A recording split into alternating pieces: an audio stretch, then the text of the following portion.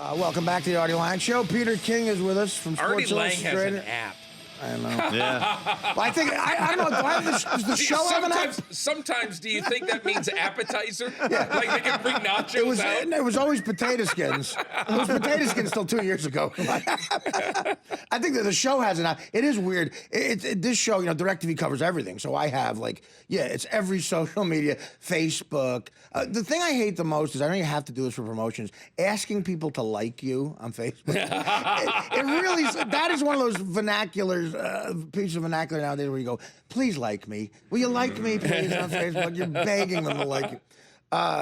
Now friends is a noun and a verb. Friend me. Two friends, somebody. And followers used to be a bad thing to have. People following you. Artie, I do have to ask you one question. Go right I got to ahead. turn the tables. Go ahead. How bad did you laugh at Gary Dell'Abate when he threw out the first pitch at the Mets game? Well, was that one of the funniest things in Major League history? Peter, clearly, you weren't listening the next day on the show because it's probably one of the more legendary shows where even I apologized to him.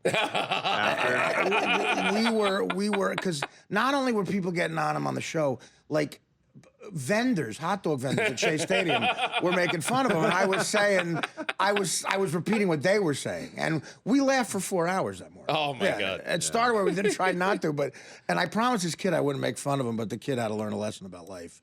That doesn't happen. Yeah, I'll tell you, Chris Rock has a great publicist because Chris Rock threw out a first pitch with Adam Sandler when they're and he was bad. My God, as good as a comedian as he is, that's as bad as pitch was. And Adam has a great arm. Adam's an athlete. He threw it out. It's when they were promoting the longest yard that he made. Yeah. And my God, but you don't find it. It's nowhere on YouTube. I think Chris got it squashed. Gary was like, it was on the Times Square. Oh, it was hilarious. Megathon trying. You know what? I was in that Adam Sandler longest yard movie. I remember, yeah. Okay? Yeah. And you know what was the greatest thing about it was we had 7 sports writers in an invented little tiny press box in the Sony lot out in Los Angeles. I don't even know what the Sony lot is, but I was taken there, and there it was. It used to be Columbia. Now it's the Adam Sandler studio, basically. But the funniest thing was, there is Adam Sandler standing over there, like behind these 3 cameras, with the director, Peter somebody. Yeah. And they're standing there, and they just say, okay, guys,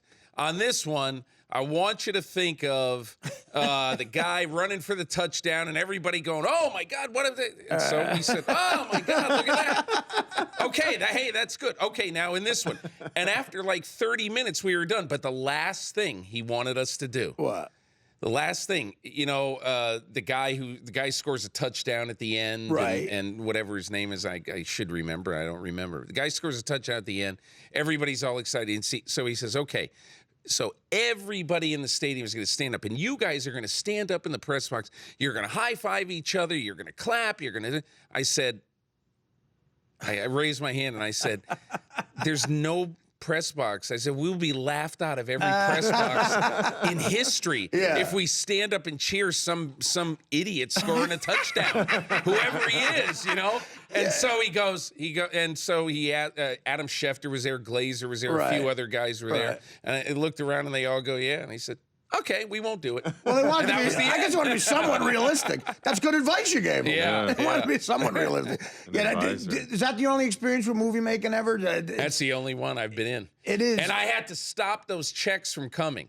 Why? Because they were for $17. Oh. Okay, I get one every 6 months. And you wouldn't, you forget the cash? I had to pay a California That's hilarious. Income tax. That's hilarious. And I'm paying my my accountant $185 Makes to no do income tax for $38, a year. It's ridiculous. Yeah, it makes no sense. I have my smallest residual check framed, 12 cents, for a rerun of a Conan O'Brien episode I was on. Like, I don't know, 12 cents, yeah.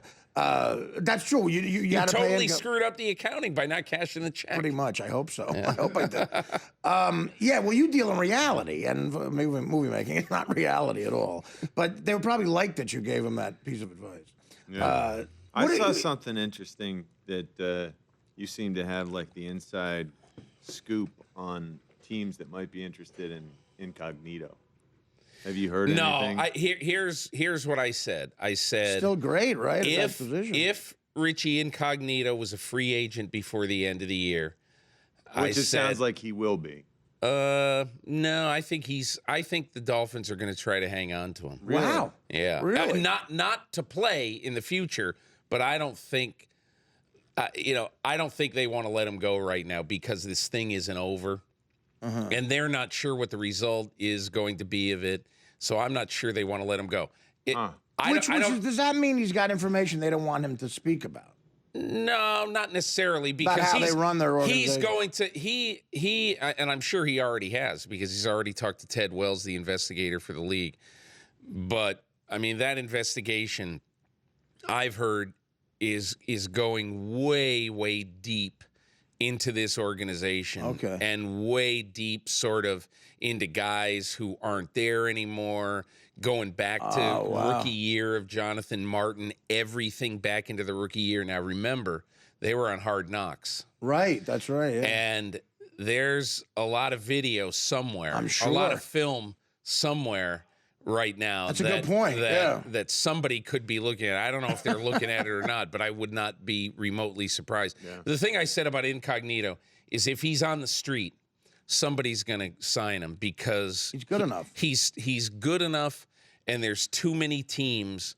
If you look at the playoffs and the way they shape up, there's too many teams that have iffy offensive lines that could use his help. But I question now whether he's going to be free, so that negates that. Okay, back after these words with more of Peter. I have a couple more minutes with Peter King. And real quick, your take on RG3 being benched and that whole situation.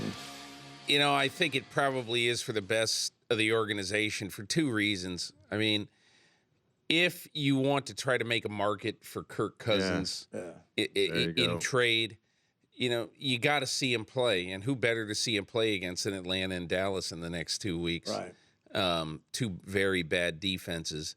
So maybe you get his trade market up and you get a low 1 or a 2 for him because they don't have their 1 this year. Washington, they gave it away in this RG3 trade.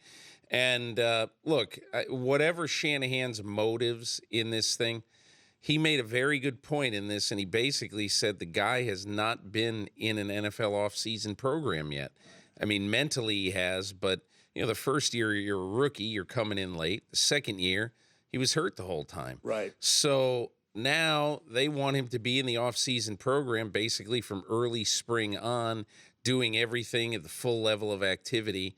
And this makes sure that he doesn't get hurt in one of these last 3 games and has some sort of injury, and maybe they can go get something for Kirk Cousins, whoever coaches the team. And I don't think it'll be Shanahan. It won't be Shanahan. No. But bring him up to speed. I thought Steve Young said something interesting, that Mike Shanahan, he expects his quarterbacks to go through all 5, reads on their progressions. Yeah. And based on what he's seen, RG3 is not doing that this year. RG3 is going through first and second and then doesn't know what to do. So, and if you don't get that done. Part of that, too, I honestly think is they've gotten stiffed on the salary cap, $36 million over the last 2 years, a league penalty. And so that's one of the places where they really were shy this year, in spending money on a bad offensive line. They just didn't have the money to spend. Yeah, that's a great point. It's interesting. And you think Bridgewater is a guy, you mentioned him before. Is he a guy worth drafting?